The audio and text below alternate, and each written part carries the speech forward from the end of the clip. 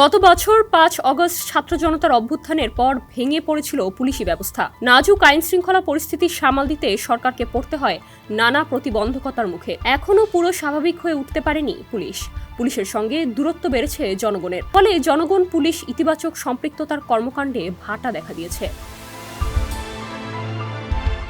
আইন শৃঙ্খলা পরিস্থিতি স্বাভাবিক করতে জনগণের সঙ্গে পুলিশের মাঠ পর্যায়ের সদস্যদের সম্পর্ক আরও সহযোগিতামূলক ও বন্ধুত্বপূর্ণ করার প্রয়োজনীয়তার উপর গুরুত্ব দিচ্ছেন বিশিষ্টজন। তারা বিস্তৃত পরিসরে জনসম্পৃক্ত কর্মসূচি চালু করার কথা বলছেন।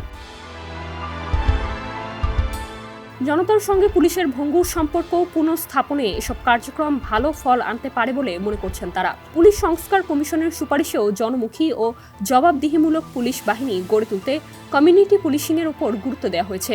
এটিকে প্রাতিষ্ঠানিকীকরণে আইনি কাঠামোর কথাও বলা হয়েছে। বিগত সরকারের দমনপীড়নের হাতিয়ার হয়ে ওঠায় পুলিশের প্রতি ক্ষোভ রয়েছে মানুষের। এই পরিস্থিতি থেকে উত্তরণে এসব কমিউনিটি ভিত্তিক বা জনসম্পৃক্ত কর্মসূচি ভূমিকা রাখতে পারে বলে মনে করেন বিশিষ্টজনরা। সাবেক পুলিশ মহাপরিদর্শক মোহাম্মদ নুরুল হুদা বলেন, বর্তমান পরিস্থিতির কারণেই হয়তো কমিউনিটি পুলিশিং কমিটিগুলো স্থিমিত হয়ে আছে। এগুলো পুনরুজ্জীবিত করতে হবে জনগণের আস্থা ফিরিয়ে আনার জন্য এবং আত্মবিশ্বাসের সঙ্গে কাজ করার জন্য এটি জরুরি। পুলিশ সদর দপ্তরের গণমাধ্যম ও জনসংযোগ বিভাগের সহকারী মহাপরিদর্শক ইনামুল হক সাগর সমকালকে বলেন, জনগণকে সঙ্গে নিয়ে পুলিশের বিভিন্ন কার্যক্রম চলমান। ভবিষ্যতে জনগণকে সঙ্গে নিয়ে আরও সংগঠিতভাবে পুলিশিংয়ের প্রচেষ্টা অব্যাহত থাকবে।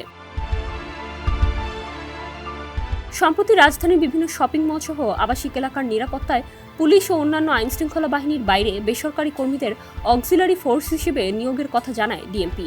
আবার কিছুদিন ধরে সিটিজেন ফোরামের মাধ্যমে স্থানীয় বাসিন্দাদের সঙ্গে সম্পর্কের ভিত তৈরি করার চেষ্টা করছে পুলিশ। বিশেষজ্ঞরা বলছেন, পুলিশের সমাজভিত্তিক কার্যক্রম বাড়ানো প্রয়োজন। স্থানীয় গণ্যমান্য ব্যক্তিদের সঙ্গে পুলিশের সম্পর্ক ভালো হলে কোনো বেআইনি কর্মকাণ্ডে জনগণই বাধা হয়ে দাঁড়াবে। জনমুখী ও জবাবদিহিমূলক পুলিশ বাহিনী গড়ে তুলতে পুলিশ সংস্কার কমিশনের প্রস্তাবেও বেশ কিছু বিষয় গুরুত্ব পেয়েছে। বলা হয়েছে, জনবান্ধব পুলিশিং নিশ্চিত করতে কমিউনিটি পুলিশিংয়ের পরিসর বাড়ানো প্রয়োজন। একে কার্যকর করে চেক অ্যান্ড ব্যালেন্স ব্যবস্থা করে জবাবদিহি বাড়ানোর কৌশল হিসেবে প্রতিষ্ঠা করা জরুরি। পুলিশ ও জনগণের মধ্যে সম্পর্কে যে ক্ষত সৃষ্টি হয়েছে তা সারিয়ে তুলতে কমিউনিটি পুলিশিং টেকসই ব্যবস্থা হিসেবে কাজ করতে পারে। সমাজের সৎ ও সবার কাছে গ্রহণযোগ্য ব্যক্তিদের এক্ষেত্রে অগ্রাধিকার দিতে হবে।